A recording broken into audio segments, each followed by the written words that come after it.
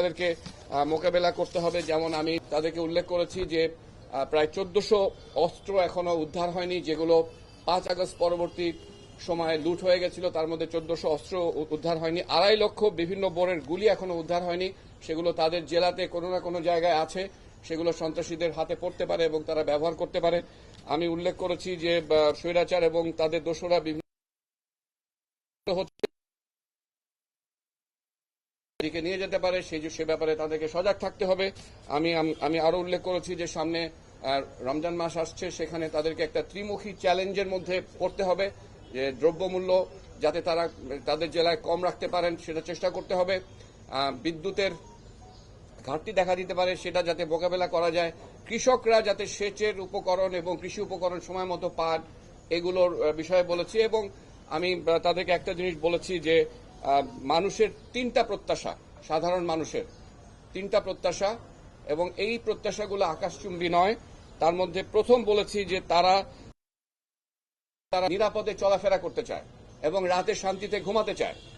দ্বিতীয় বলেছি দ্রব্যমূল্য তাদের ক্রয় ক্ষমতার মধ্যে যেন থাকে, এটা তারা দেখতে চায়। আর 3 নম্বর বলেছি যে সার্ভিস বা যে সেবা সরকারের কাছে তাদের পাওয়ার কথা, সেটা যাতে কোনো হ্যাসেল ছাড়া, কোনো কষ্ট ছাড়া, কোনো ঝামেলা ছাড়া তারা যেন পেতে পারে।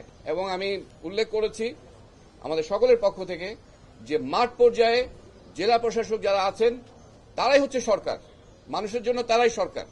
কাজেই যে সুযোগ সুবিধা যেগুলো নিশ্চয়তা বিধান করার কথা, এটা তাদেরকেই করতে হবে।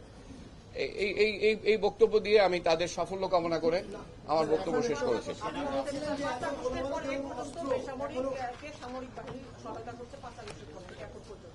সেক্ষেত্রে আপনি তো বলছেন যে একসাথে কাজ করার বিষয়টা, সে একসঙ্গে কাজ করার তো করছেন, মানে আর কিভাবে সহায়তা করতে পারে? এর সঙ্গে একটু যোগ করি, সেটা হলো যে ইউনিভার্সাল ট্রেনিং এর যুবকদের ইউনিভার্সাল ট্রেনিং এর বিষয়টা বলে, যেমন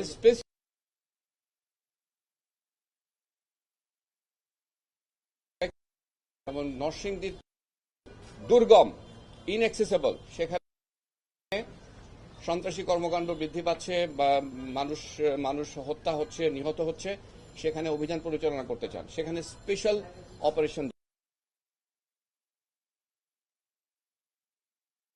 যেটা অপারেশনের থেকে যেখানে বেশি পরিমাণ সংখ্যা প্রয়োজন হবে, লজিস্টিক্স লাগবে, এটা করেছেন।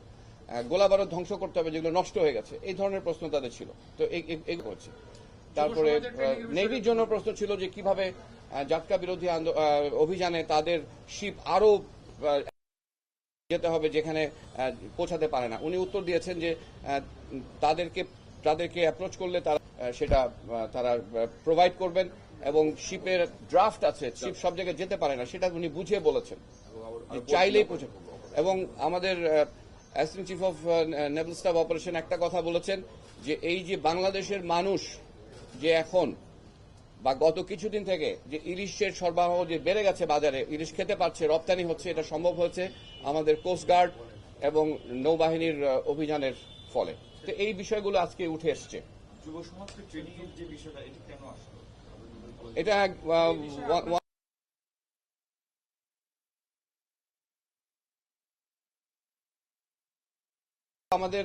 আমাদের যে চিফ অফ জেনারেল স্টাফ উনি বলেছেন, উনি একটা সুন্দরভাবে প্রত্যেক উপজেলায়, প্রত্যেক ইউনিয়নে একটা করে কোম্পানি অলরেডি ট্রেনিং দেওয়া হচ্ছে।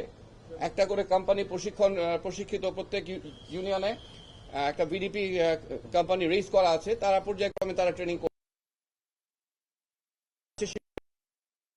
রিকোয়েস্ট করেছিলেন যে এটাকে আরো ব্যাপক আকারে করা যায় কিনা। এটা একটা রাজনৈতিক সিদ্ধান্তের ব্যাপার, এটা আর্থিক সংশ্লিষ্টতা আছে, সেটা আমার মনে হয় আমরা চিন্তা করতেই পারি। এবং আমরা জানিয়েছি এটা যদি সরকার আমাদেরকে নির্দেশনা দেয়, এটা একটা জনগণের সিদ্ধান্ত, সরকারের সিদ্ধান্ত, নির্দেশনা পেলে আর আমাদের সশস্ত্র বাহিনী এটা করতে প্রস্তুত। স্যার, আপনি বলছিলেন যে এত অস্ত্র এখনো দেশব্যাপী ছড়িয়ে রয়েছে, 1400 আপনি বলছিলেন আপনার বক্তব্যে, এখন অপারেশন ডেভিল হান্ট চলছে, আরো কোনো অভিযান চালানোর ব্যাপারে তাদের নির্দেশনা দেওয়া হয়েছে কি?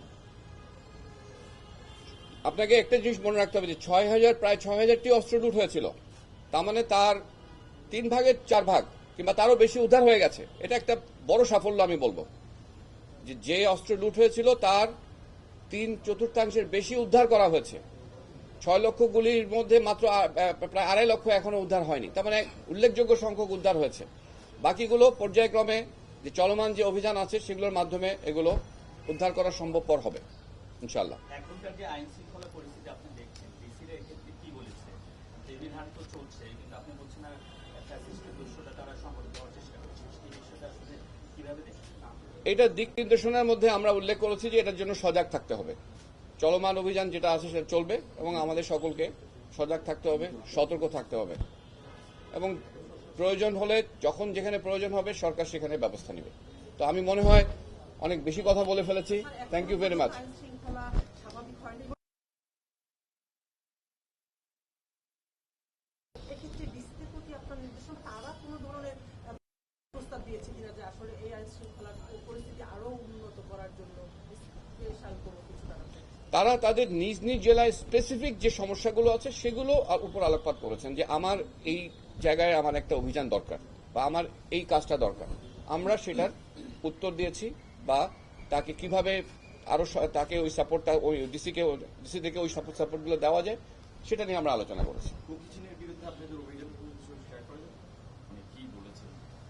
আমরা বলেছি যে কুকিচিনের বিরুদ্ধে যে অভিযান সেটা আমাদের চলছে এবং এ পর্যন্ত কুকিচিনের বিরুদ্ধে অভিযান করতে গিয়ে আমাদের 7 জন সেনা সদস্য নিহত হয়েছে এবং অনেক আহত হয়েছে। এই অভিযান চলবে তারা নিশ্চিহ্ন না হওয়া পর্যন্ত। আওয়ামী ফ্যাসিস্টরা তাদের আবার দেশকে অস্থিতিশীল করতে পারে এমন কোন তথ্য আপনাদের কাছে এটা আপনাদের কাছে আছে, আপনারা এটা ভালো জানেন। এটা নিয়ে আমার মনে হয় আর বেশি কিছু বলার কোনো অবকাশই নাই। Thank you very much. আপনাদের সকলকে অনেক ধন্যবাদ।